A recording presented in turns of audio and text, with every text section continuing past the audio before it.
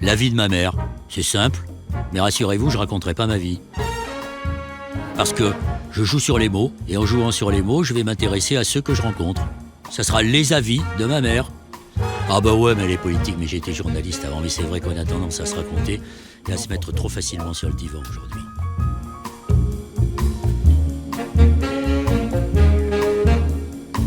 Jean-François Julliard, bonjour. Vous êtes directeur général de Greenpeace France depuis 2012.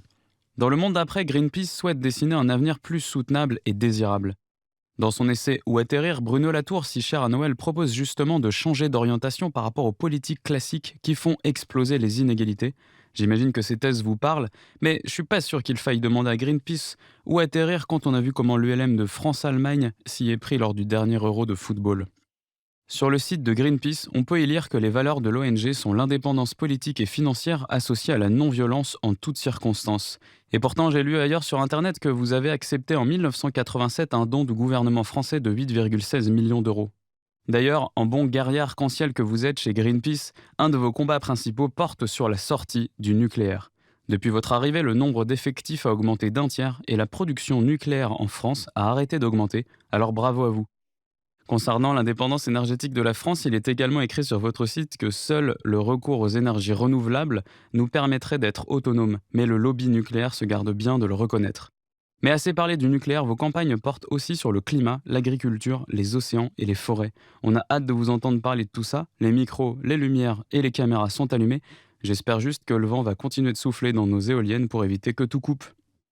Voilà, à mon tour de vous dire bonjour, Jean-François Julliard. Bonjour. Après la présentation de Mathieu Briard, il faut peut-être apporter une précision à ce qu'il nous dit sur cet argent du gouvernement français. Ça correspond à quelque chose de très précis qui est un marqueur de l'histoire de Greenpeace. Oui, ça correspond à une sorte de dédommagement qui est venu après le sabotage du Rainbow Warrior, après des tractations d'ailleurs qui n'ont pas été avec Greenpeace directement, mais entre le gouvernement français et le gouvernement néo-zélandais. Parce que effectivement, ça fait référence à cet attentat commis contre le Rainbow Warrior en 1985, le 10 juillet 1985, dans le port d'Auckland, en Nouvelle-Zélande, où les services secrets français ont saboté un bateau et entraîné la mort d'un militant et photographe de Greenpeace, Fernando Pereira. Et voilà, et ça s'est su en quelques jours ou quelques semaines, je crois, parce que les Néo-Zélandais, les autorités néo-zélandaises ont eu des doutes, ont commencé par arrêter un couple qui se faisait passer pour des faux touristes suisses, je crois, avant qu'on découvre les prieurs, avant qu'on découvre qu'ils étaient français et membres des services secrets. Et puis ensuite, la presse à l'époque a beaucoup enquêté sur le sujet et ça aboutit effectivement à la révélation d'un vrai secret d'État qui a coûté d'ailleurs sa place au ministre de la Défense de l'époque, Charles Hernu.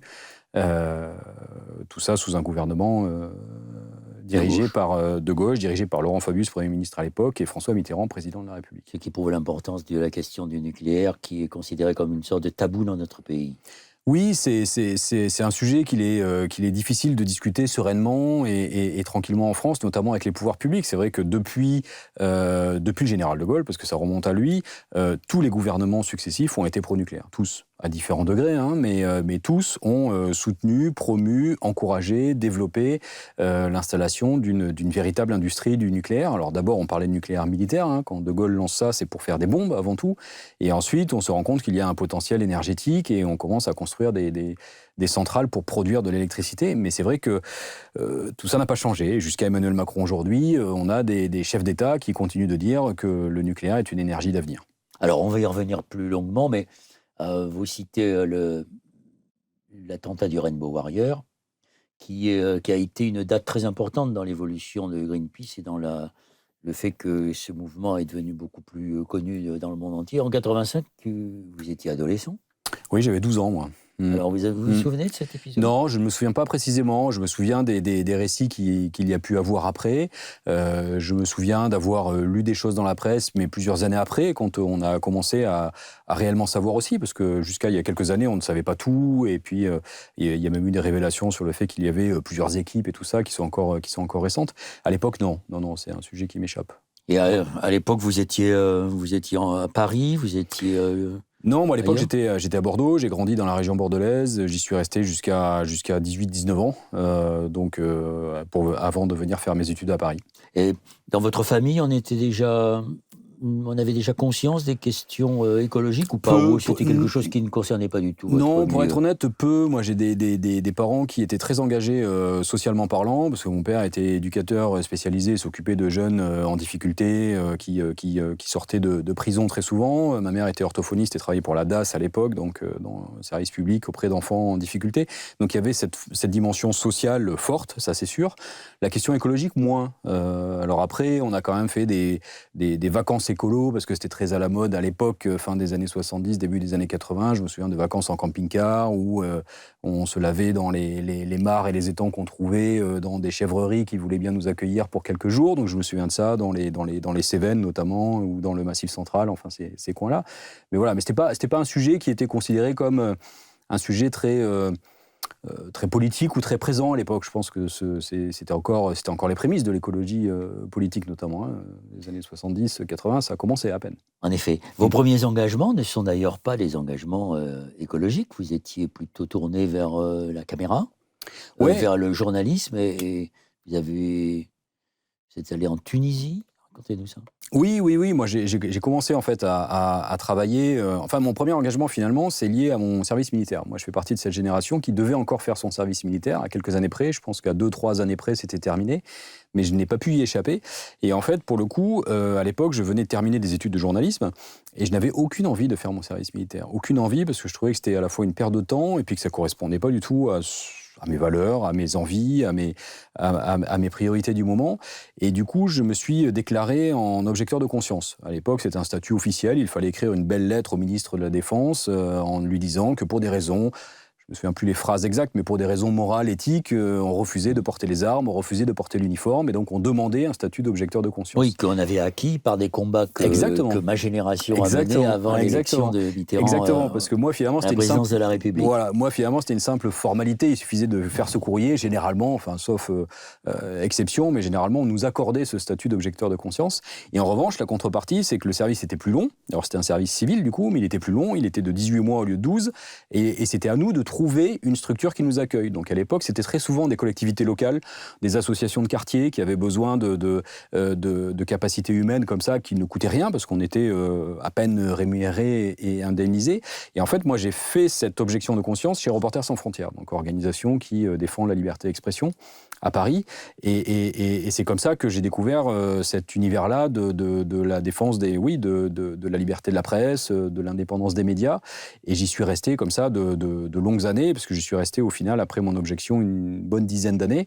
Et avec beaucoup de missions de terrain, alors beaucoup en Afrique subsaharienne, mais aussi en Tunisie, vous en parliez, en Chine, en Russie, enfin un peu partout, en Afghanistan, sujet d'actualité. Et dans les actions que vous avez menées sur le terrain, qu'il s'agisse de la Tunisie ou d'autres pays, vous avez eu des soucis? Vous avez été expulsé, emprisonné? Oui, parce qu'emprisonné, non. On a été...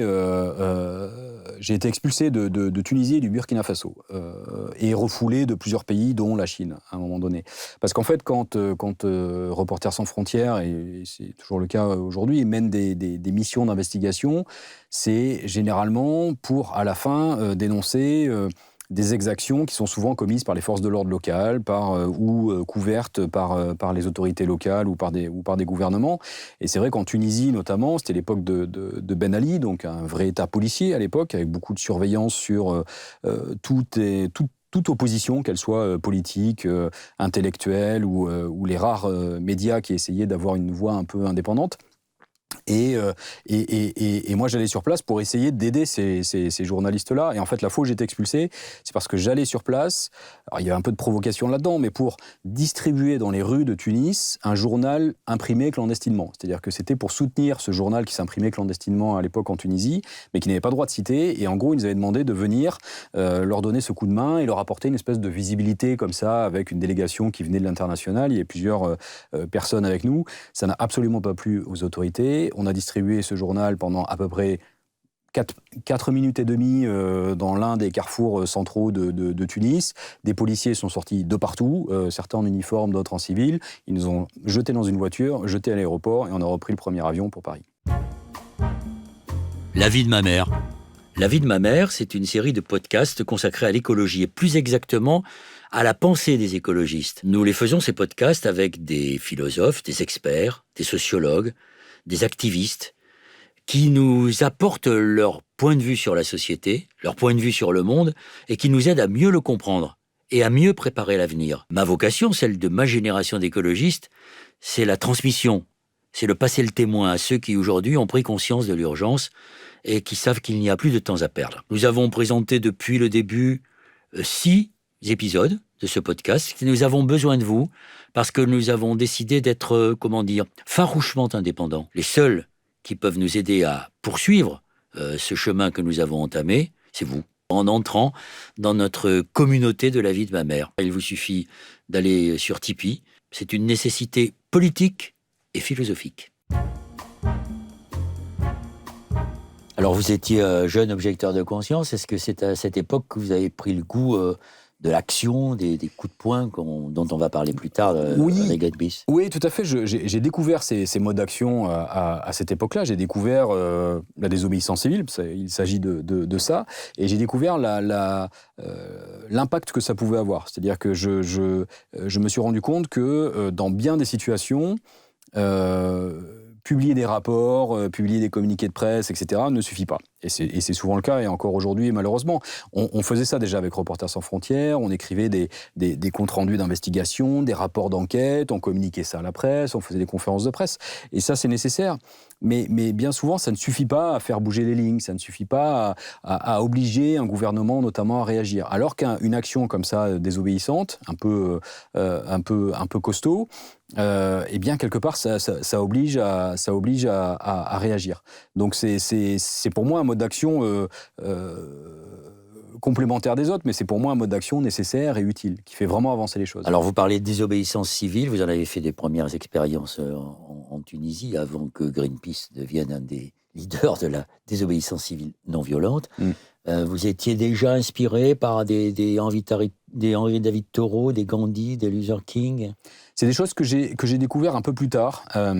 À l'époque, l'inspiration venait plutôt d'autres organisations qui pouvaient faire ça, parce que c'est vrai que Greenpeace faisait déjà ça à l'époque. Il y avait d'autres organisations qui pouvaient agir comme ça, autour des questions des droits humains, qui n'étaient pas forcément des organisations très constituées d'ailleurs, mais très souvent des groupes plus ou moins autonomes, souvent des groupes de dissidents qui venaient de pays un peu dictatoriaux et qui voulaient mener des actions comme ça. Donc c'est plus en fait des gens qui avaient ça, mais un peu comme Gandhi finalement, des gens qui avaient vécu réellement la dictature, qui avaient vécu réellement des exactions physiques, des atteintes aux droits humains et tout ça, qui ont passé par ces modes d'action. Et c'est plutôt ces gens-là qui m'ont inspiré. C'est après que j'ai lu Henri David Thoreau ou d'autres penseurs de ces questions-là. Ils vous ont beaucoup apporté ? Oui, ça m'a apporté parce que ça permet de donner une dimension un peu plus politique à tout ça. C'est vrai que Thoreau, notamment, c'est quelqu'un qui reste une référence au sein de mouvements comme Greenpeace et qui pas permet seulement, pas seulement. Tous les écolos. C'est vrai. Et ça permet de bien comprendre pourquoi, comment, à un moment donné, quelqu'un comme lui ou comme d'autres peuvent en passer par des modes d'action comme ça, et ce que ça peut, là aussi, déclencher. C'est-à-dire que Thoreau, il est tout seul quand il fait ça à l'époque pour s'opposer à... Alors, ce qu'il a fait, c'est qu'il faut peut-être le dire pour ceux qui nous écoutent, il a refusé de payer ses impôts, voilà, en fait. Il refusait de payer ses impôts, mais quels impôts ? Les impôts qui finançaient la guerre américaine au Mexique et l'esclavage. C'est ça. Et donc, il est allé en prison pendant une nuit. Des amis ont payé une caution. Et c'est à partir de là qu'il a écrit son petit fascicule, La désobéissance civile. Exactement. Et je me suis toujours dit qu'il y avait un truc à faire, d'ailleurs, à renouveler autour du refus de payer ses impôts. Alors, c'est toujours un sujet un peu sensible, parce que les impôts ont une vraie utilité aussi et tout.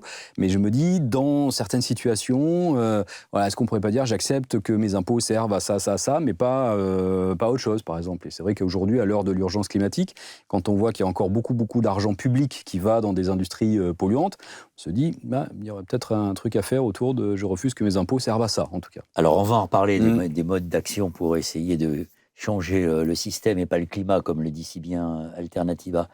En 2008, je crois que c'est la date à laquelle vous vous retrouvez, finalement, secrétaire général de Reporters sans frontières. C'est-à-dire, vous avez fait une école de journalisme, puis vous vous retrouvez pour défendre les journalistes sans avoir pu exercer votre métier. Oui, c'est ça. Effectivement, j'ai exercé au tout début, avant même de rejoindre Reporters sans frontières, avant de faire mon objection de conscience, où j'ai fait quelques piges comme ça à droite à gauche pour faire mes premières armes, comme on dit. J'ai travaillé à la chaîne parlementaire au tout début de la chaîne parlementaire, avant même qu'elle commence à émettre. On était dans les locaux de la librairie du Sénat pour essayer de réfléchir à ce que pouvait être une chaîne parlementaire à la française.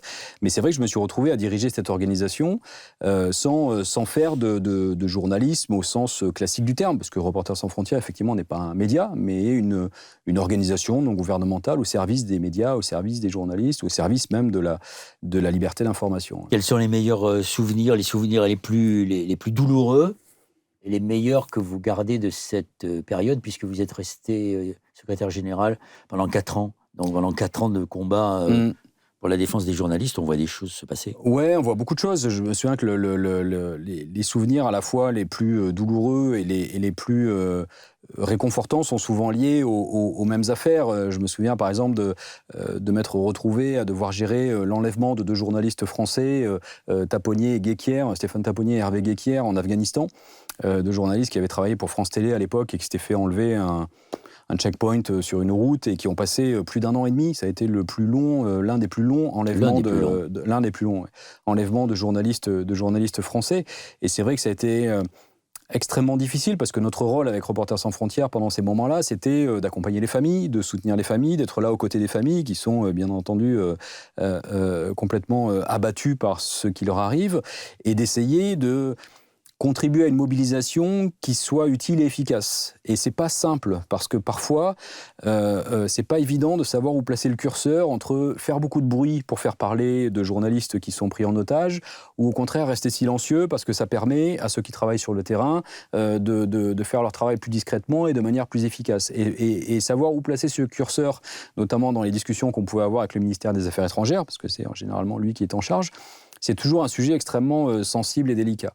Et c'est vrai que ça a été très long, 1 an et demi, ça a été très long, on vit avec ça au quotidien, et le jour où ils ont été libérés, c'était un formidable soutien et réconfort. Je me souviens, on était en train de faire une mobilisation à côté du centre Pompidou à Paris, et tout d'un coup, c'est la compagne de l'époque de Hervé Guéquière qui apprend au téléphone que ça y est, ils sont libérés. Elle s'est effondrée en larmes immédiatement, bien sûr, et je me souviens que quand je l'ai vue, mon premier effet, c'est horrible, mais mon premier réflexe, ça a été de dire il est mort, quoi. Parce que j'ai vu ces larmes, mais je n'ai pas compris que c'était des larmes de joie tout de suite. Et mon premier réflexe a été celui-là. Et finalement, quand j'ai compris que non, au contraire, elle venait d'apprendre qu'il était libéré, c'était incroyable. Vous avez eu des échecs aussi, peut-être ? Oui, il y a eu des échecs parce qu'il y a beaucoup de frustration sur ces sujets-là. Quand on travaille pendant des semaines ou des mois pour faire libérer un journaliste emprisonné injustement et qu'on n'y parvient pas, c'est extrêmement frustrant et là aussi très, très difficile à vivre parfois. Là, je parlais de Taponnier-Guéquière, c'est un enlèvement qui s'est bien terminé, mais il y a des enlèvements qui ne se sont pas bien terminés. Je me souviens de Daniel Pearl qui a été décapité. C'est impossible à vivre et à surmonter. C'est-à-dire qu'on se retrouve à essayer de défendre une personne et finalement, on ne trouve pas les bons ressorts parce que ça nous échappe, parce que c'est extrêmement complexe, parce que ça se passe au bout du monde, parce qu'on ne peut pas aller sur place, parce qu'on n'a pas forcément d'interlocuteur et c'est très difficile à vivre. Ce qui était compliqué, c'était toutes ces situations-là où on n'a pas d'interlocuteur finalement. Parce que quand c'est à la limite un journaliste qui est emprisonné dans les geôles d'un gouvernement, on a toujours un ministre avec qui on peut essayer de discuter, même si c'est le ministre d'un gouvernement autoritaire. Mais quand ce sont des prises d'otages par des mouvements, souvent par des mouvements terroristes. Qui cherchent à se faire de l'argent. Exactement, de l'argent, de la publicité, gagner en rapport de force, enfin il y a beaucoup d'éléments là-dedans, c'est extrêmement compliqué. Ouais. Est-ce que durant cette période, vous avez été appelé à défendre des journalistes qui traitaient de questions environnementales et qui étaient menacés dans leur vie ou dans leur liberté ? Il faut quand même rappeler à ceux qui nous regardent que les militants de l'environnement au sens large, pas simplement les journalistes, c'est cette année, je crois, 227 morts. C'est énorme. C'est un record. Ouais. Oui, et de plus en plus d'ailleurs, et ça a vraiment contribué pour moi à faire le lien aussi dans ma tête entre Reporters sans frontières et Greenpeace avant même de rejoindre cette organisation. Je me souviens quand ça nous avait même amené, donc il y avait de plus en plus effectivement de journalistes qui travaillaient sur les sujets environnementaux et qui étaient menacés, et ça nous avait amené avec quelques collègues à rédiger complètement un rapport entier sur ces questions-là au moment de la COP de Copenhague en 2009, donc cette conférence mondiale pour le climat, dont à l'époque on attendait énormément. On pensait que c'était celle qui allait nous sauver du dérèglement climatique. Ça s'est pas passé comme ça. C'est un échec. Ouais, ça a été un échec.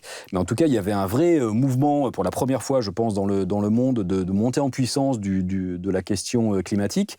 Et on avait publié avec Reporters sans frontières, moi j'y étais encore à cette époque-là, un rapport entier sur les menaces qui étaient faites pour les journalistes qui enquêtaient sur des questions environnementales. Donc ça pouvait être des journalistes qui enquêtaient sur la pollution des eaux et des rivières en Chine, des journalistes qui enquêtaient sur la déforestation illégale en République démocratique du Congo, au Cambodge, et qui étaient brutalisés, menacés.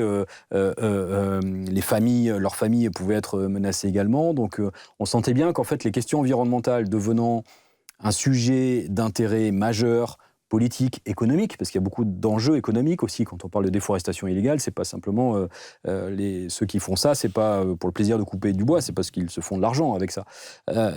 Et du coup, ce sujet devenant une priorité, eh bien forcément, les journalistes qui enquêtaient là-dessus devenaient aussi gênants pour ces gouvernements que lorsqu'ils enquêtaient sur des choses plus traditionnelles autour de la politique, autour de la corruption, autour de sujets économiques.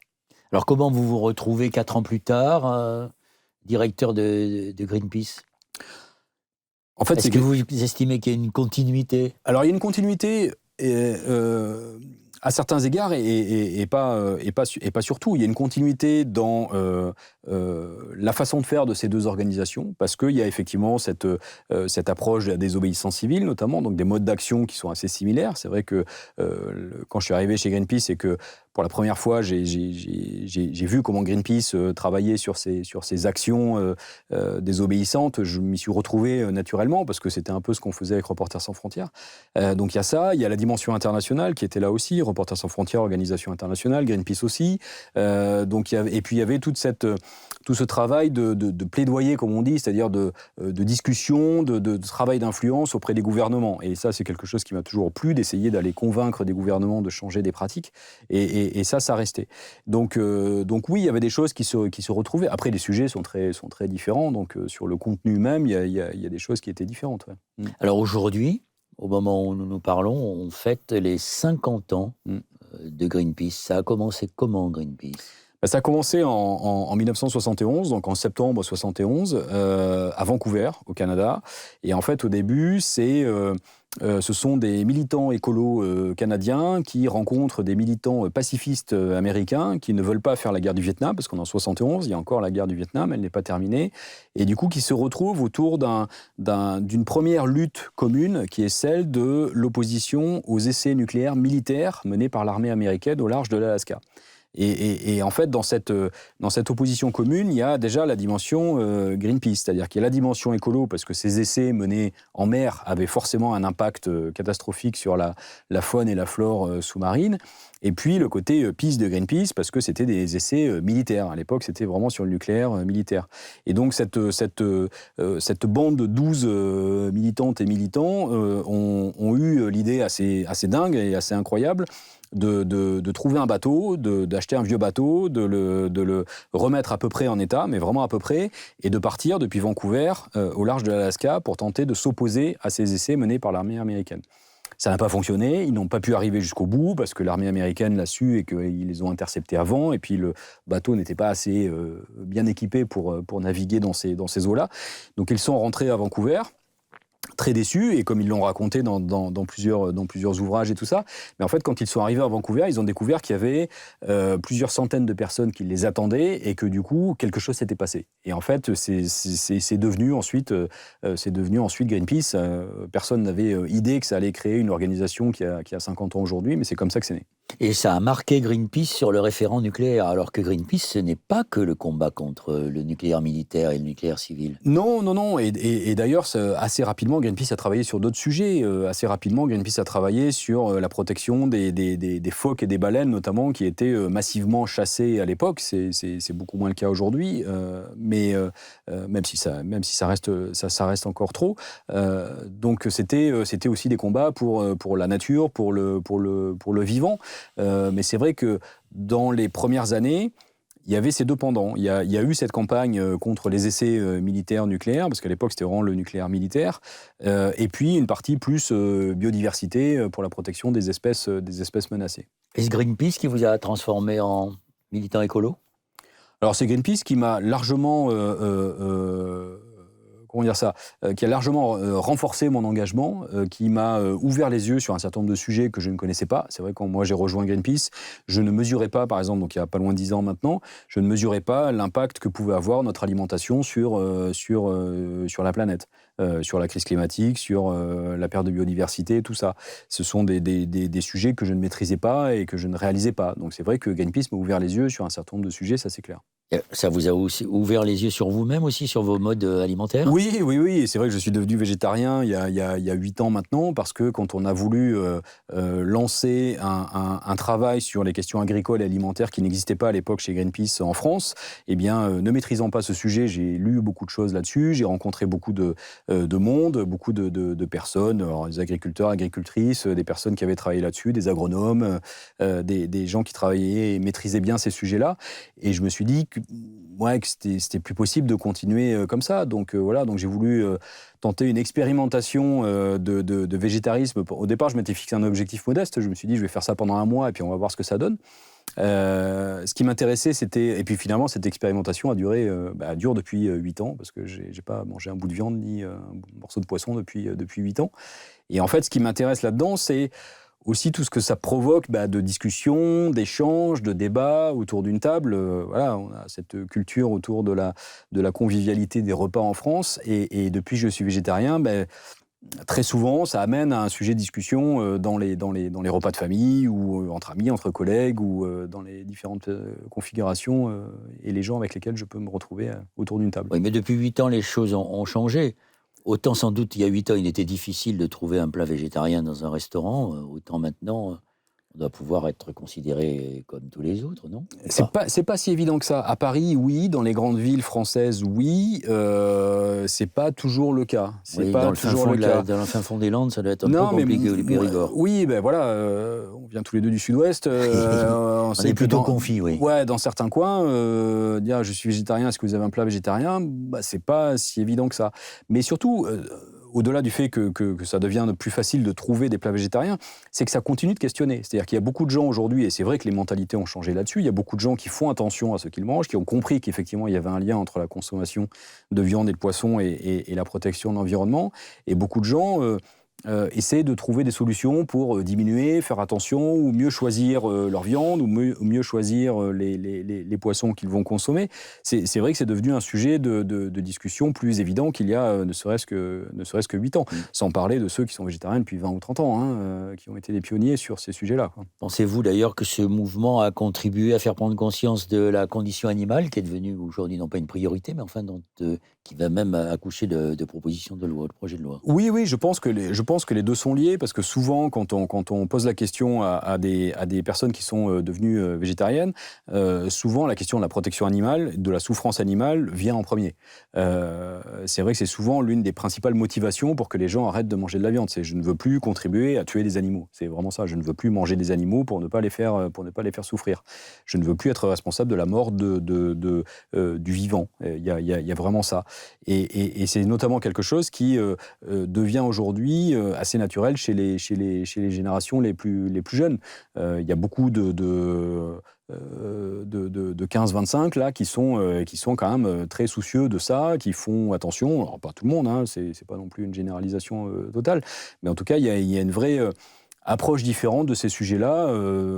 Alors moi à 18 ans, je me posais pas trop cette question-là, c'est clair. Mais derrière le végétarisme, il n'y a pas simplement la question de la condition animale, il y a aussi le fait que nous savons très bien que si l'on continue à consommer trop de viande, on ne pourront pas nourrir toute l'humanité. Et si on réduisait cette consommation de viande, on sait que ce serait beaucoup moins difficile de la nourrir et que ce serait beaucoup moins émetteur de CO2. Oui, il y a ça. Moi, c'est vrai que ma principale motivation pour arrêter de manger... Je ne suis pas végétarien. Non, mais moi, ma principale motivation pour devenir végétarien, c'était vraiment pour réduire mon impact et montrer qu'on peut réduire son impact en changeant son impact sur le climat notamment, en changeant son alimentation. C'est vrai qu'aujourd'hui, on a construit un système dans le monde qui fait qu'on se retrouve à couper des arbres dans la forêt amazonienne au Brésil pour faire pousser du soja qui va servir à nourrir les bêtes, le bétail qu'on va consommer en France et en Europe.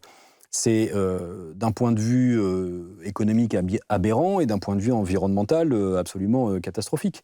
Donc c'est vrai qu'il faut aujourd'hui transformer ça. Il faut aujourd'hui transformer ça et je pense qu'on devrait toutes et tous mesurer effectivement l'impact qu'on peut avoir en changeant sa consommation alimentaire. C'est difficile à faire comprendre, ça. Ça prend un peu de temps, mais ça vient. Et puis, c'est vrai qu'il y a eu beaucoup ces dernières années, malheureusement, de vastes et larges incendies au Brésil, dans la forêt amazonienne, et qui sont aussi causés par cette déforestation galopante. Donc, on essaie de raconter tout ça. Et je pense qu'aujourd'hui, ça vient de plus en plus dans la tête des gens. En tout cas, les gens ne vont pas forcément savoir expliquer quel est le lien entre ce qu'il y a dans mon assiette et la protection de la planète, mais ils ont compris qu'il y avait un lien. Donc, ça permet de faire attention. Et moi, c'est vrai que je vois de plus en plus de personnes faire attention. Ça ne veut pas dire que tout le monde est en train de devenir végétarien, mais en tout cas faire attention, essayer de limiter, penser un peu autrement, se dire qu'il n'y a pas que la viande dans la vie pour se nourrir. Oui, c'est vrai que ça se rapproche un petit peu quand je compare avec ce que nous avons connu, ma génération, quand on fauchait des OGM pour expliquer qu'on n'avait pas à avoir des OGM dans nos assiettes et que de toute façon, c'était à la société d'en décider démocratiquement. Là, quand même, entre les méga-feux du Brésil et l'assiette, il y a quand même maintenant un rapprochement dans la mentalité collective. Oui, tout à fait. Et qu'est-ce que vous pensez, après on reviendra au nucléaire évidemment et surtout à Greenpeace, mais pour poursuivre la discussion sur le végétarisme, au-delà du végétarisme, il y a le véganisme. Est-ce que vous considérez que c'est une forme de sectarisme ou est-ce que ça vous paraît un prolongement naturel de ceux qui se sont engagés dans le végétarisme? Alors, moi, je trouve que c'est un engagement fort et comment dire ça, que je soutiens.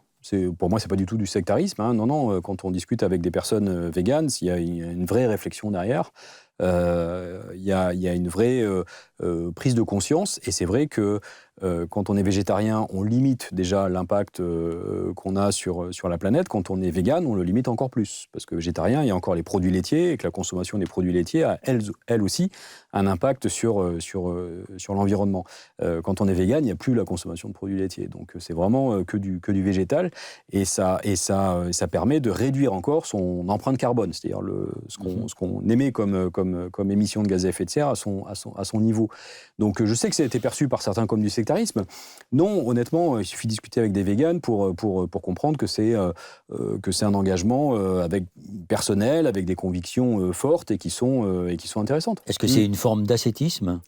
Non, c'est une forme de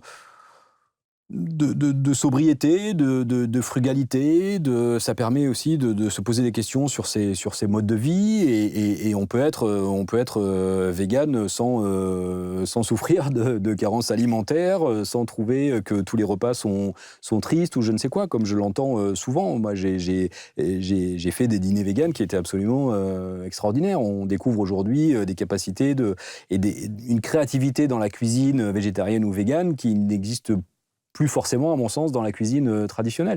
On peut aujourd'hui découvrir de la pâtisserie végane qui est vraiment de qualité et qui est appréciable. Donc, faut plus penser qu'être végane, c'est quelque chose d'un peu terne, d'un peu triste, d'un peu déprimant. Non, c'est pas le cas. Non. Oui, ce sont des questions d'image qui ont été collées bien souvent par les lobbies, que ce soit pour les écologistes qui seraient les défenseurs de la bougie contre le progrès, ou les militants véganes qui seraient des militants sectaires et insupportables. Oui, mais c'est pas le cas. C'est vrai que c'est des clichés. Moi, les véganes sont des gens heureux, joyeux, heureux de vivre, qui ne sont pas aigris et acharnés contre la terre entière et contre tout le monde. Non. Alors, quand vous êtes arrivé à Greenpeace, l'image de Greenpeace, c'était surtout celle de gens qui sont des combattants, qui sont des gens dangereux, qui remettent en cause les équilibres, qui menacent la société. Comment vous avez fait pour contribuer à changer l'image de Greenpeace dans l'esprit populaire ? Parce que c'est en fait souvent les politiques qui s'amusaient à à vous disqualifier. En fait, moi, je suis arrivé à Greenpeace à une époque où il y avait un vrai changement de manière de faire au niveau global. Donc, je suis arrivé, je me souviens, à ma première réunion internationale chez Greenpeace, on m'a demandé si j'étais d'accord pour adopter un nouveau mode de fonctionnement. Alors, j'ai dit oui, sans même très bien comprendre ce qu'on me demandait de valider, parce que je venais juste d'arriver. Mais en tout cas, c'était un vrai basculement dans les façons de faire de Greenpeace. C'est-à-dire qu'on passait à cette époque-là, et ça date vraiment de 2012-2013, on passait de faire au nom des gens à faire avec les gens. Et ça a l'air d'un simple slogan comme ça, mais ça a tout renversé. C'est-à-dire que pendant des années, effectivement, Greenpeace, c'était la vision des choses, c'était qu'un petit groupe de gens pouvait changer la face du monde. Et on continue d'être d'accord avec ça, que dans certains cas, ça peut fonctionner. Mais à ce moment-là, on est passé de ça à il faut massifier ce mouvement, il faut qu'on soit de plus en plus nombreuses et de plus nombreux, et c'est comme ça qu'on va l'emporter, c'est comme ça qu'on va changer la face du monde. Donc plutôt que faire à la place des gens ou faire au nom des gens, on s'est mis à faire avec les gens. Et ça veut dire que Greenpeace est devenue une organisation beaucoup plus ouverte, beaucoup plus accueillante, et beaucoup plus porteuse porteuse de solutions et dans la proposition de solutions. C'est-à-dire qu'on est passé d'une organisation qui se contentait de dénoncer à une organisation qui a continué de dénoncer. On continue de dénoncer des problèmes aujourd'hui, mais on essaie, autant que possible, d'apporter des solutions. Et c'est vrai que du coup, tout ce travail-là et toute cette approche un peu différente a rééquilibré un peu la perception qu'on pouvait avoir dans l'opinion publique. Quand vous dites on ne fait plus pour, mais on fait avec, qui sont ces avec? Avec, ce sont toutes les militantes et les militants qui veulent bien s'engager avec Greenpeace. Quel milieu, quelle formation Tout. Aujourd'hui, on a une cartographie des militants et des sympathisants de Greenpeace pour la France, par exemple, qui est très diversifiée. C'est-à-dire que géographiquement, c'est très diversifié. Il y a des militants et des militantes de Greenpeace à peu près partout sur le territoire français. Il y a à peu près toute la pyramide des âges. Voilà, il y a quelques tendances qui se dégagent, avec plutôt des gens plus urbains, plutôt des gens qui ont entre 35 et 45 ans, enfin voilà, mais globalement, on touche à peu près toutes les audiences aujourd'hui. Et ce sont ces gens, en fait, qui vont s'engager avec nous. Et c'est-à-dire que ce sont ces gens qui vont, par exemple, on a en France une bonne trentaine de groupes locaux dans lesquels il y a des bénévoles qui vont aller faire campagne localement. Faire campagne localement, ça veut dire aller frapper à la porte de leurs élus locaux pour leur demander ceci ou cela. On l'a fait, par exemple, récemment sur les questions de pollution de l'air en ville. On l'a fait sur l'adoption de menus végétariens. On revient à ce sujet-là dans les cantines scolaires, parce qu'il y avait une loi qui imposait d'adopter un menu végétarien hebdomadaire dans les cantines scolaires, mais sauf que ça ne se fait pas comme ça. Et donc nos militants se sont dotés d'outils qu'on a partagés. Et ça veut dire que chacun pouvait s'emparer de ces outils-là pour aller frapper à la porte de sa collectivité locale, de son collège, de son lycée parfois, pour faire en sorte que ces sujets-là avancent. Est-ce que vous avez aussi des militants qui sont des militants chevronnés, presque des professionnels? On ne pénètre pas comme ça dans une centrale nucléaire, on n'aborde pas un bateau en pleine mer comme ça? Alors un bateau, non. Une centrale nucléaire, en fait, si. Quasiment comme ça, on entre dans une centrale nucléaire. C'est malheureux, mais c'est vrai. C'est malheureux, mais c'est vrai. En fait, une centrale nucléaire, c'est protégé par des clôtures. Voilà.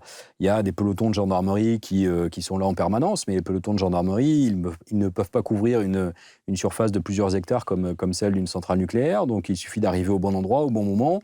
Et même si les gendarmes sont au courant rapidement, le temps qu'ils arrivent, souvent on a eu le temps d'entrer et d'aller coller un message quelque part, afficher une banderole quelque part, dessiner sur un mur un message, enfin faire ce qu'on était venu faire. Alors on se dit que il n'y a pas que Greenpeace qui peut entrer du coup. Et mais quand on nous parle de la menace terroriste, on commence déjà à avoir... Alors là, on commence à avoir très peur. Mais c'est bien ce qu'on dénonce dans la fragilité des installations nucléaires. C'est que, en fait, les centrales nucléaires ne sont pas et ne seront, à notre sens, jamais totalement protégées. Parce que la nature même de ces bâtiments et de ces centrales fait que les surfaces à protéger sont bien trop grandes et que, sauf à recouvrir toute une centrale d'un bunker résistant à tout, on n'y parviendra pas. Et puis, il faut aussi se souvenir que ces centrales ont été construites à une époque où un certain nombre de ces risques n'existaient pas.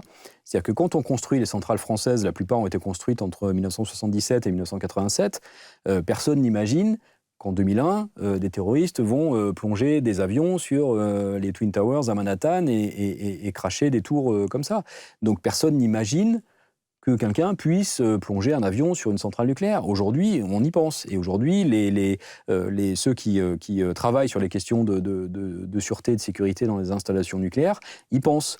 Sauf que il faudrait tout reprendre à zéro. Il faudrait raser complètement les centrales qui ont été construites dans ces années-là et les reprendre pour les adapter aux risques actuels. Personne ne songeait à l'époque non plus qu'un jour des centrales pouvaient être victimes de conséquences du réchauffement climatique et de la crise climatique. Par exemple ? Par exemple, avec un manque d'eau, il y a de plus en plus de sécheresses qui sont liées à l'accélération de la crise climatique. Or, une centrale nucléaire, si elle ne peut pas se refroidir avec une source d'eau, elle ne peut pas fonctionner. Et il y a un risque de fusion du cœur et d'accident nucléaire. Donc tous ces risques-là n'ont pas été prévus au départ parce qu'ils n'existaient pas, parce qu'ils n'étaient pas dans les têtes de ceux qui ont conçu ces centrales-là. Elle peut être aussi envahie par l'eau, c'est le cas de Fukushima, Ouais. et ça a été le cas aussi de Bruay-Saint-Louis, ce qu'on appelle la centrale nucléaire de Blaye, en Tout à fait. 1999, qu'on surnomme Tchernobyl. Exactement, avec cette célèbre tempête en 99 dans la région bordelaise qui a effectivement failli précipiter une inondation dans la centrale de Blaye avec des autorités qui ont imaginé évacuer toute l'agglomération bordelaise à l'époque. Le préfet d'Aquitaine a appelé, il ne m'a pas appelé, j'étais pourtant maire de Bègles qui est juste à côté, il a appelé Alain Juppé, maire de Bordeaux, en lui disant « Il se peut qu'on soit conduit à évacuer la population de Bordeaux et de son agglomération. » D'après beaucoup d'experts, c'est la fois où on est passé le plus près d'un accident grave dans le domaine du nucléaire en France. Ouais. Et pourtant, la centrale de Bruay-Saint-Louis est toujours là, c'est une des plus anciennes, et le lobby nucléaire a inventé des mots qui rassurent, en parlant, parce que ce ne sont que des soins palliatifs en fait, en parlant de grand carénage. Oui, le grand carénage, c'est cette opération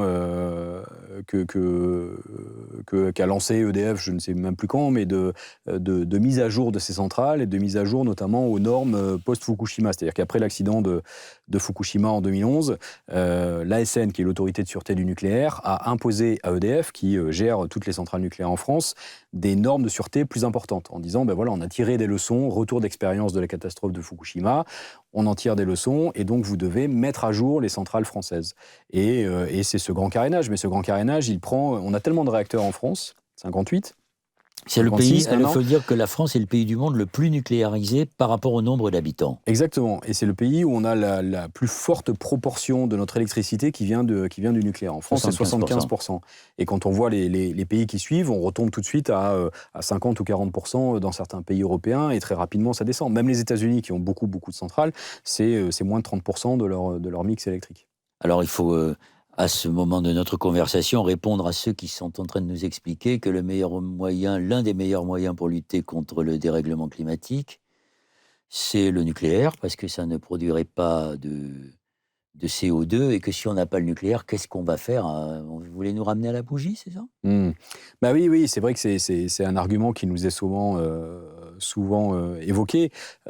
Nous, on répond à ça plusieurs choses. On répond déjà que le nucléaire, c'est certes peu de CO2, mais c'est tout un tas d'autres risques pour l'environnement. Lesquels ? Risque de pollution radioactive s'il y a une catastrophe. CF Tchernobyl, exactement. Fukushima, 3 Mile Island. L'accumulation des déchets dont on ne sait toujours pas quoi faire, et qu'à un moment donné, on va se retrouver avec des déchets à peu près partout, et c'est déjà un peu le cas pour la France, avec ce projet d'enfouissement géologique, mais dont personne aujourd'hui n'est capable non plus de dire s'il est suffisamment sûr.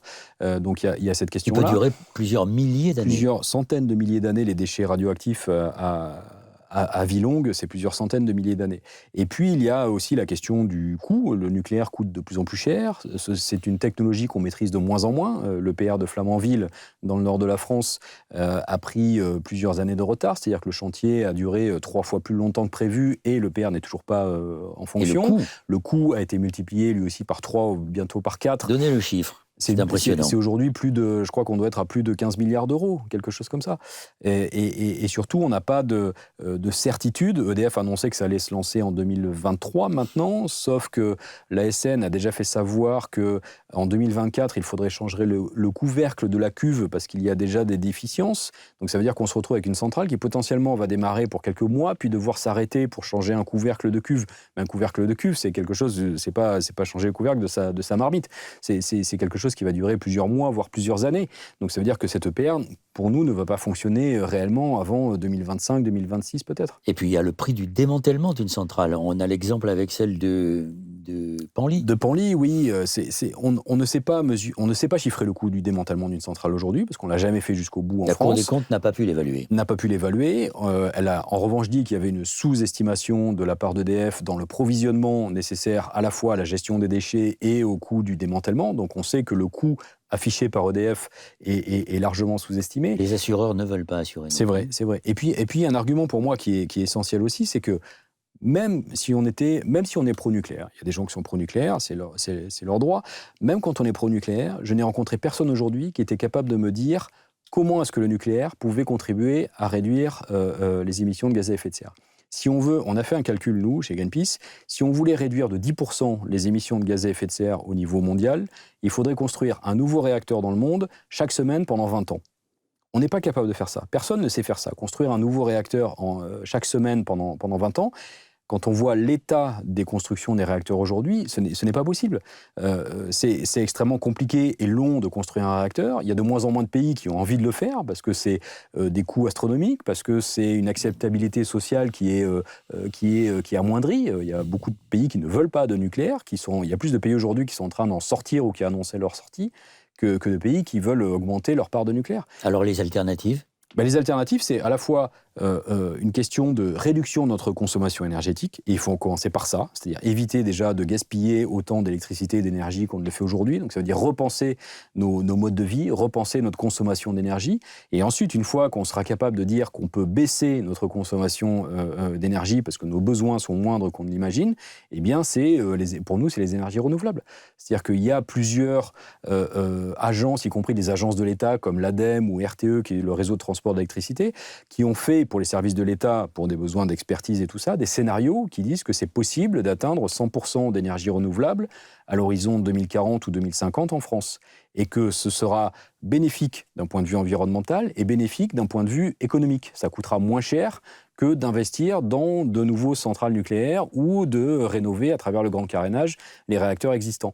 Et ça, c'est pas Greenpeace qui le dit, c'est pas une organisation anti-nucléaire, c'est les services de l'État qui l'écrivent noir sur blanc. Ah oui, mais les défenseurs du nucléaire vont vous dire, mais regardez l'Allemagne, ils ont encore beaucoup de mines d'exploitation de charbon, alors qu'ils ont décidé de sortir du nucléaire. Mais ils ne disent pas quelle est la part des énergies renouvelables en Allemagne par rapport à la France. Et souvent, on dit à tort que depuis que les Allemands ont annoncé leur sortie du nucléaire, ils ont finalement remplacé du nucléaire par des centrales à charbon. Et c'est pas vrai, ils ont remplacé les centrales nucléaires par des énergies renouvelables. Il y a un problème avec le charbon en Allemagne, ça c'est sûr, mais c'est pas lié à la sortie du nucléaire. Ce problème existait avant.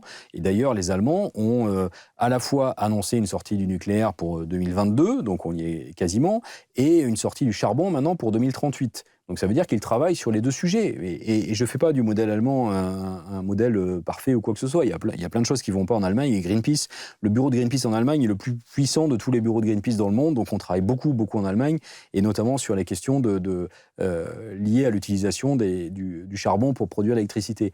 Mais il y a malgré tout une dynamique qui est enclenchée dans certains pays pour développer les énergies renouvelables. L'Allemagne en fait partie, mais ce n'est pas les seuls. Les pays d'Europe du Nord aussi, et sur d'autres continents, qu'on ne retrouve pas en France. En France, on a un vrai retard sur le développement des énergies renouvelables. Puis l'énergie nucléaire, dernier argument peut-être, c'est une énergie qui n'a aucune souplesse. C'est pour ça qu'on a inventé par exemple les heures creuses, c'est-à-dire qu'elle produit tout le temps... Elle ne s'adapte pas comme... Oui, exactement. Et puis, quand on dit, parce qu'à l'inverse, souvent les détracteurs des énergies renouvelables disent que le problème avec le solaire, l'éolien, c'est que ce sont des sources d'énergie intermittentes. Quand il n'y a pas de soleil, il n'y a pas de production photovoltaïque. Quand il n'y a pas de vent, il n'y a pas de production d'éolien. Mais en fait, le nucléaire est aussi intermittent. Quand on voit le nombre de mises à l'arrêt des réacteurs pour des opérations de maintenance, pour des problèmes divers et variés, ce n'est pas vrai de dire que le nucléaire produit en permanence. Il y a d'ailleurs une perte d'exploitation au cours de ces dernières années parce que c'est compliqué de maintenir des réacteurs nucléaires en l'état. Surtout qu'aujourd'hui, on est avec une bonne majorité des réacteurs français qui arrivent à cet âge de 40 ans qui était la durée initiale prévue pour faire fonctionner ces réacteurs. Donc on a des réacteurs qui deviennent de plus en plus anciens. Comment vous expliquez qu'y compris des écolos se battent contre des projets d'éoliennes, et notamment d'éoliennes offshore, alors que la France a 3 façades maritimes et qu'elle n'a qu'un champ d'éoliennes offshore? Alors, Il y a plusieurs choses, parce qu'effectivement, nous, on soutient l'éolien et les énergies renouvelables. Après, ça ne veut pas dire qu'on est aveugle sur ce qui est fait. Il peut aussi y avoir des projets mal faits, mal pensés, mal conçus. Et c'est vrai qu'aujourd'hui, il y a notamment dans la baie de Saint-Brieuc un projet qui est très contesté, parce que c'est des éoliennes offshore qui donc sont censées être plantées dans le sous-sol marin, et que visiblement, ils n'arrivent pas à creuser, donc ils sont en train de causer des dommages au sous-sol marin. Et ce qui a amené effectivement des écolos, des organisations environnementales à dénoncer ce projet-là. Donc ce n'est pas parce qu'on soutient l'éolien qu'il faut fermer les yeux aussi sur les problèmes que peuvent causer l'éolien et l'impact que l'éolien peut avoir.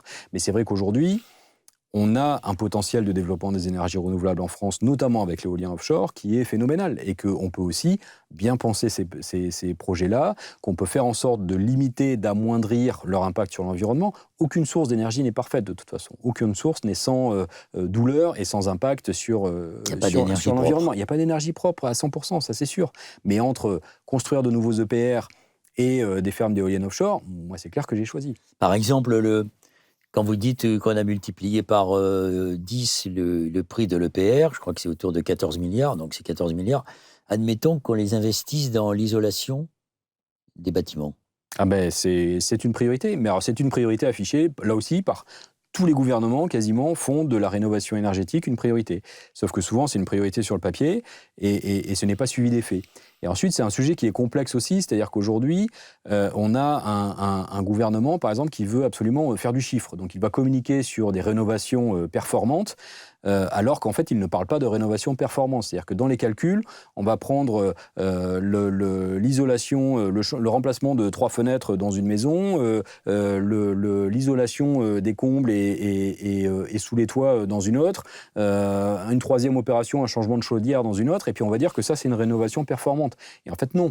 Parce que si on isole des bouts comme ça, des morceaux de rénovation à droite et à gauche, en fait, ça n'a pas l'effet escompté. Parce que dans une vraie rénovation thermique, l'effet escompté, c'est à la fois réduire la consommation d'énergie, donc réduire l'impact sur l'environnement, et améliorer la qualité de vie et le confort de ceux qui vivent dans ce logement-là. Mais pour ça, il faut faire de vraies rénovations performantes. Le problème, c'est que ces rénovations, elles coûtent cher. Donc s'il n'y a pas un vrai soutien massif de l'État là-dessus, peu de gens ont la capacité financière à mener ces rénovations performantes.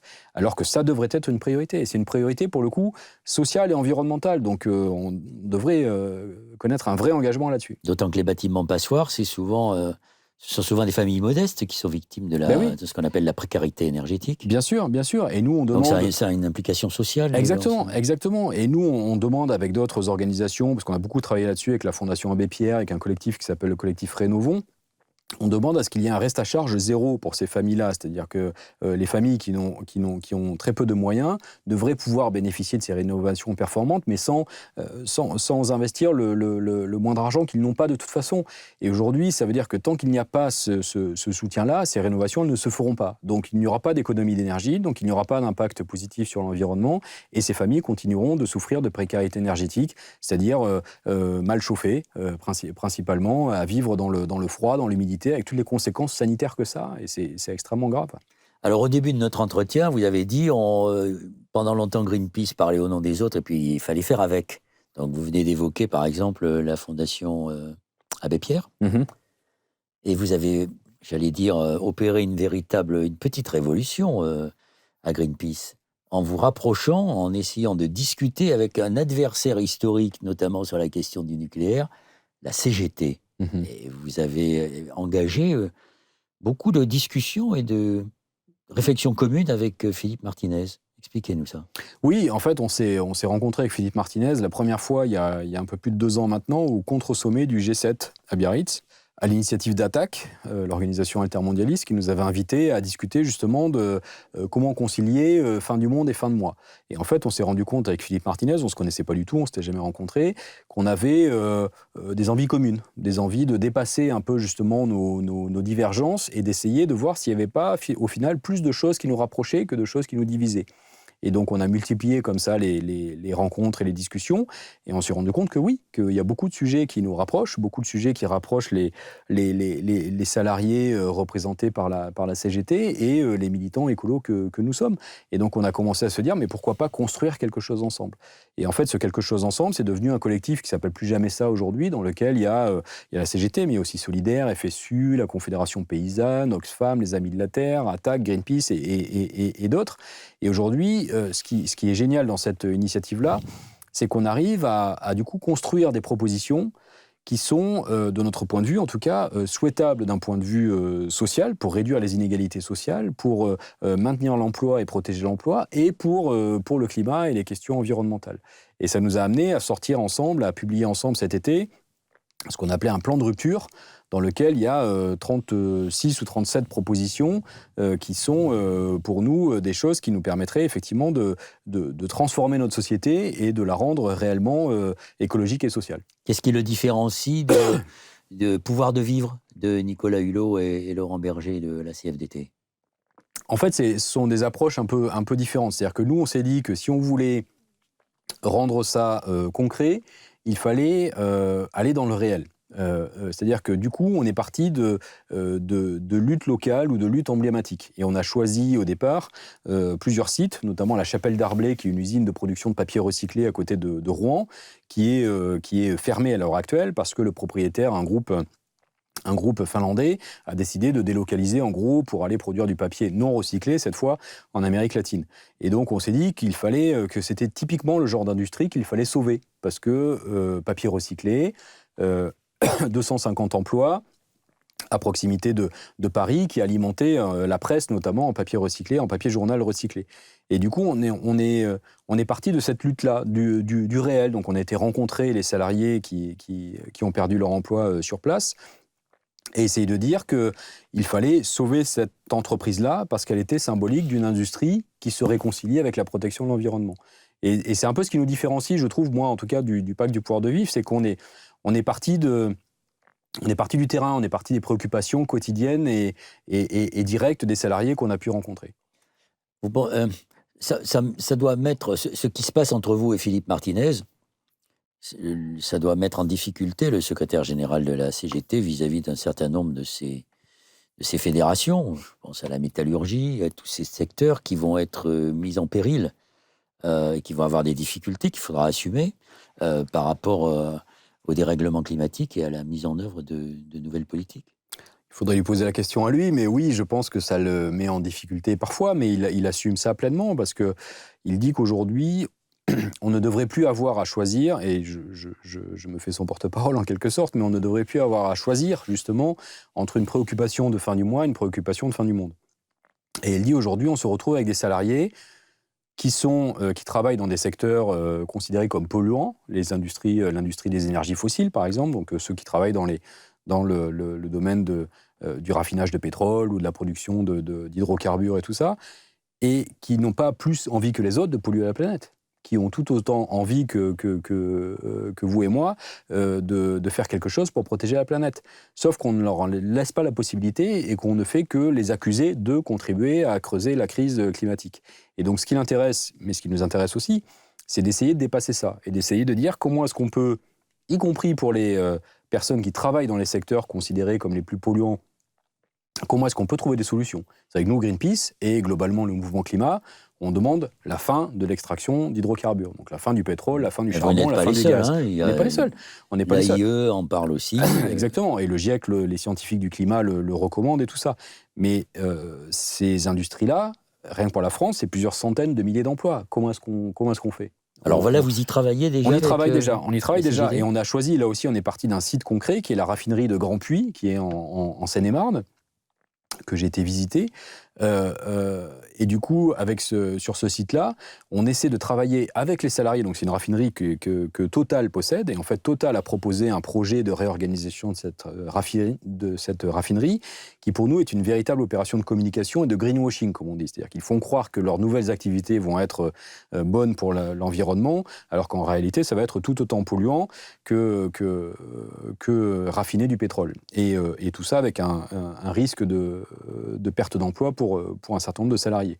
Et donc l'idée, c'est qu'on s'est rapproché, grâce à la CGT, parce que la CGT est présente sur place, on s'est rapproché des salariés, et là on essaie de travailler ensemble à la construction d'une alternative pour à la fois sauver ce site et faire en sorte que ce site, sauver les emplois des personnes qui travaillent sur ce site, et faire en sorte que ce site prépare la suite, prépare l'avenir. Et je ne sais pas si on va y arriver. Si on n'y arrive pas, tant pis, on aura essayé quelque chose.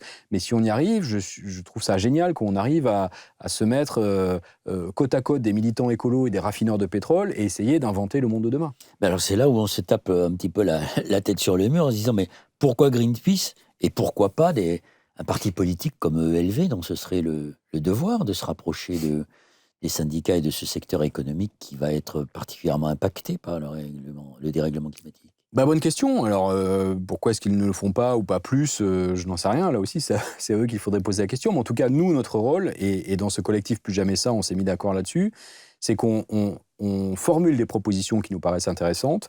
On essaie quelque part de montrer l'exemple en disant nous on a réussi, associations environnementales et syndicats, à se mettre autour d'une table, à discuter et à travailler ensemble. C'est pas simplement à discuter, à travailler ensemble et à porter ensemble des propositions. Donc quelque part, vous, partis politiques, vous devriez vous en inspirer, et on vous fait des propositions dont vous pouvez vous emparer pour vos programmes, pour votre campagne. Il y a une présidentielle dans quelques mois, donc c'est le moment ou jamais, et d'essayer quelque part de nourrir le débat politique qui est en train d'arriver avec des sujets qui nous apparaissent comme étant des préoccupations majeures et des solutions un peu innovantes. Maintenant, chacun son job, nous on fait ça, et c'est ensuite aux responsables politiques de s'en emparer et de porter ça dans oui, mais le ce que débat vous politique. dites là, c'est quand même très inquiétant sur l'état de notre démocratie. Ça veut dire que si il y a autant d'affrontements, ou en tout cas d'incompréhension entre les milieux syndicaux, y compris d'ailleurs certains secteurs économiques et les partis politiques, ça veut dire que les partis politiques sont quand même dans un triste état. Eux aussi, ils ont besoin d'un grand carénage. Oui, certainement. Alors, je suis pas expert en la matière, mais moi, j'ai jamais été adhérent d'un parti politique, donc je les connais pas bien à l'intérieur. Mais oui, c'est sûr qu'il y a des choses à renouveler, à réinventer. Mais on le voit bien depuis quelques années déjà, avec l'apparition de nouveaux mouvements politiques ou de nouvelles formations. On sent bien que les partis traditionnels et un peu anciens ont été largement bousculés ces derniers temps. Donc voilà, et on le voit, on le mesure déjà à l'aune de ces quelques mois déjà de pré-campagne présidentielle, que ce n'est pas simple. Enfin voilà, aujourd'hui on se retrouve avec des primaires un peu dans tous les sens, ou des candidats déclarés dans tous les sens. Enfin voilà, personne n'est capable aujourd'hui de savoir qui seront les candidates et les candidats à la fin. Mais c'est vrai que quand nous, associations environnementales et dans le collectif Plus Jamais Ça, on fait partie de ceux qui se disent qu'à un moment donné, c'est vrai que pour obtenir les meilleures chances d'avoir un futur président ou présidente qui soit fort et vraiment convaincu sur les questions écologiques et sociales, ce serait bien qu'il y ait un seul candidat ou une seule candidate qui porte ces valeurs-là. Là, quand on regarde les candidates et les candidats qui portent ces valeurs-là, il y en a, donc ça c'est plutôt la bonne nouvelle, mais il y en a presque trop. C'est-à-dire qu'ils sont aujourd'hui 10, 12, 15, je ne sais combien, ils se diluent. Oui, ce qui serait aussi important, c'est d'avoir une majorité parlementaire. Tout à fait. Ce sera la suite après la présidentielle. Ce sont d'ailleurs des ONG qui ont saisi la justice avec l'affaire du siècle, dont Greenpeace était un des représentants, avec Oxfam, avec la Fondation Nicolas Hulot. Et notre affaire à tous. Il y avait notre affaire à tous. Je dis ça parce qu'on est en train de s'apercevoir que la question du droit, de la justice climatique, est en train d'avancer à grands pas.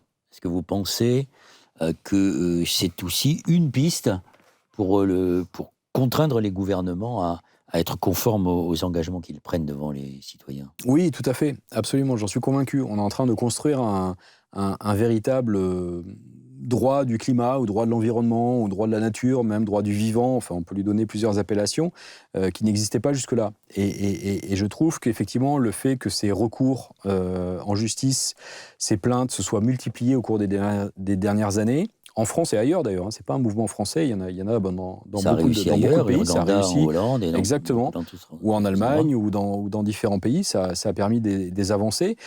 C'est quelque chose de nouveau, mais qui est réellement prometteur. C'est-à-dire, je pense que tous les recours qui sont déposés aujourd'hui vont permettre l'apparition de futurs recours qui seront plus solides encore, parce qu'à chaque fois le droit se renforce aussi, c'est-à-dire que chaque fois qu'il y a une petite avancée, même si elle n'est pas suffisante, elle permet au prochain recours de bâtir là-dessus et de poser une pierre supplémentaire à tout ça.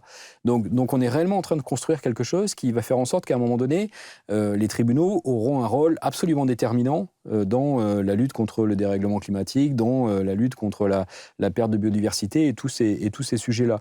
Donc il faut multiplier ces recours, c'est vraiment une voie nouvelle mais nécessaire. C'est pas une baguette magique non plus, mais c'est complémentaire de tout ce qu'on a fait jusque-là. Et c'est vrai que on l'a vu à travers l'affaire du siècle. C'est vrai que l'affaire du siècle, ça a eu un retentissement extrêmement fort, ça a eu un impact extrêmement fort, parce que du fait que ce soit un recours en justice, ça a obligé le gouvernement à nous répondre. Ce n'est pas pour ça que sa réponse est satisfaisante, mais au moins, ça lui a obligé à se justifier, à répondre publiquement et à répondre aux tribunaux. Et c'est quelque chose qu'on n'aurait pas obtenu s'il n'y avait pas eu cette pression de la justice. Un État ne peut pas complètement, sauf dans un État réellement autoritaire, mais ne peut pas complètement se soumettre ne pas respecter plutôt, des décisions de justice. Donc il a dû répondre. Autrement dit, le droit est sans doute un des outils les plus performants pour s'imposer aux égoïsmes et disons, à l'amateurisme de certains États. Je pense à des conventions internationales contraignantes, comme celle qui a permis de mettre fin au trou de l'ozone ou de sanctuariser l'Antarctique. Oui, mais quand on regarde un peu l'histoire des luttes environnementales, très souvent, les victoires, elles ont été sacralisées par du droit. C'est-à-dire qu'à un moment donné, effectivement, ce sont des traités, des conventions, des normes, des lois, des règlements qui sont venus sacraliser tout ça et s'assurer que ces victoires étaient pérennes, que ce n'était pas simplement une victoire politique parce qu'il y avait une décision politique à un moment donné. Donc c'est important d'avoir des victoires politiques, mais il faut qu'elles soient maintenues dans le temps. Et souvent, c'est le droit qui permet ça. Et c'est vrai que le droit permet de contraindre là où on n'arrive pas à convaincre. Et très souvent, on n'arrive pas à convaincre parce que beaucoup de gouvernements ne veulent pas changer leur façon de faire, ne veulent pas aller plus loin qu'ils ne le font dans les transformations sociétales nécessaires pour avancer, notamment dans la course contre la crise climatique. Et si à un moment donné, les tribunaux viennent s'imposer dans ce débat-là, ça peut changer réellement les choses. Alors, par exemple, prenons la notion d'écocide. Qui prend de plus en plus d'importance, mais le gouvernement français a répondu, c'est le coup de pied de l'âne, en disant on va parler de délit d'écocide. Alors ce qui est réclamé par les juristes internationaux, c'est la question du crime d'écocide qui commence quand même à prendre beaucoup d'ampleur. Vous pensez que c'est un pas important, si on arrive à le faire reconnaître? Oui, je pense que c'est ce que je disais tout à l'heure, c'est que on n'a pas obtenu ce qu'on imaginait là, donc effectivement on est passé d'un crime d'écocide à un délit d'écocide, donc beaucoup moins fort, et puis même dans l'application de ce délit, il faudrait prouver quelque part qu'il y a eu une intention délibérée de la part de ceux qui pourraient s'être rendus coupables de pollution environnementale. Or, généralement, c'est extrêmement compliqué de prouver qu'il y a une intention délibérée d'aller polluer la planète, ça ne se passe pas comme ça. Oui, mais vous n'allez pas prouver que c'était délibéré, que c'était intentionnel et tout ça. Mais encore une fois, on n'a pas obtenu tout ce qu'on voulait là, mais la prochaine fois, on va graduer ça vers le haut. C'est-à-dire que la prochaine fois, ce sera un peu plus fort, un peu plus contraignant, avec un périmètre un peu plus large. Et je pense que c'est comme ça qu'on fait avancer les choses. Le vrai problème, c'est qu'on devrait pouvoir avancer plus vite que ça. Le vrai problème, c'est qu'on a 20 ans ou 30 ans de retard dans ces combats-là. C'est-à-dire que l'écocide, on aurait dû obtenir ça il y a 20 ans. La loi climat dont s'est gargarisé le gouvernement Macron, la loi climat et résilience qui a été adoptée il y a quelques mois, cette loi, moi je l'aurais applaudie dès demain si elle avait été votée il y a 20 ou 30 ans. On a 20 ou 30 ans de retard par rapport à ce qu'on devrait faire. Oui, énormément. Si on prend l'exemple de l'écocide, la première fois que ce mot a été utilisé, c'est par un Américain au moment quand les troupes américaines ont diffusé de l'agent orange sur les forêts vietnamiennes. Parlons aussi de cet autre aspect qui est très important, de la relation au monde des vivants, comme le dit Baptiste Morisot et quelques autres écophilosophes.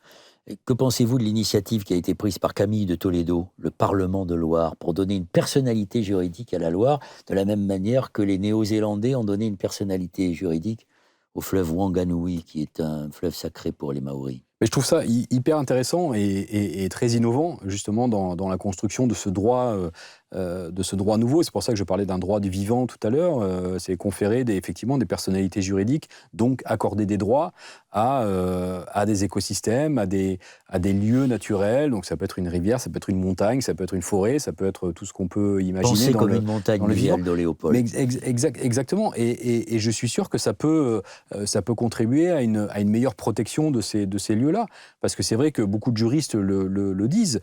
Si on arrive à un moment donné à accorder une personnalité juridique à un lieu comme ça, si on prend un massif forestier qui serait en train d'être dégradé, si on arrive à lui accorder une personnalité juridique, c'est infiniment plus facile de le défendre dans les tribunaux.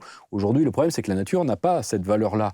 Donc, si on arrive à lui conférer ça, ça permet effectivement de monter rapidement dans la protection de ces écosystèmes. Donc, je trouve que ce sont des voies extrêmement intéressantes. Jusqu'à maintenant, la seule valeur qu'on accorde à la nature, c'est celle d'une ressource que l'on dilapide. Exactement. Comme des braconniers.